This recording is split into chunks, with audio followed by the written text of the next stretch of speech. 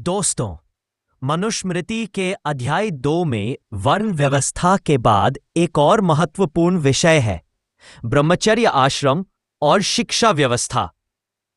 इस भाग में बताया गया है कि विद्यार्थी को कैसे जीवन जीना चाहिए और उसका कर्तव्य क्या है। 1. गुरु के यहाँ शिक्षा प्राप्त करना। श्लोक अध्याय 2 श्लोक 71। उपनेतम द्विजाति नाम त्रयम वर्णम यथाविधि वेदमद्येत विधिना गुरौ वासमन्वशः।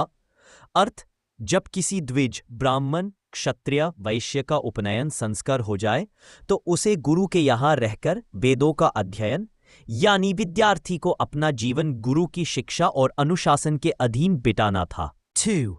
ब्रह्मचारी के कर्तव्य। श्लोक अध्याय 2 श्लोक 108। ब्रह्मचारी गुरुवेष्टः शुचिर्वस्त्रं न चिन्तयेत् शयितव्यं भुवि स्थित्वा दमेन च। अर्थ, ब्रह्मचारी को पवित्र रहना चाहिए, साधन से संतुष्ट रहना चाहिए, जमीन पर सोना चाहिए और इंद्रियों को नियंत्रित रखना चाहिए। इस श्लोक से पता चलता है कि शिक्षा के दौरान आदर्श जीवन नियम और अनुशासन पर जोर दिया गया था। 3. गुरु सेवा। श्लोक अध्याय 2 श्लोक 71 से 73 का सार। ब्रह्मचारी का कर्तव्य था गुरु की सेवा करना, उनके लिए समीधा लाना, पानी लाना और उनके आदेश का पालन करना।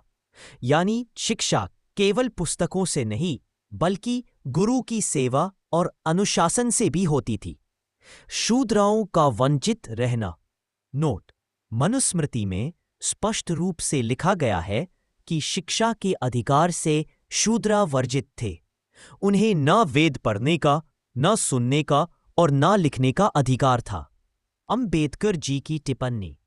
अंबेडकर जी कहते थे कि ये व्यवस्था समाज के एक बड़े हिस्से को ज्ञान से वंचित करने का शक्तिशाली हथियार थी। इसी ने उन्हें समझ में नीचे बनाए रखा। 5. समझ पर प्रभाव। इस शिक्षा व्यवस्था ने वर्ण के आधार पर भेदभाव को मजबूत किया। ब्राह्मण के पास ज्ञान, क्षत्रिय और वैश्य को सीमित ज्ञान और शूद्र को ज्ञान से बिल्कुल वंचित रखा गया।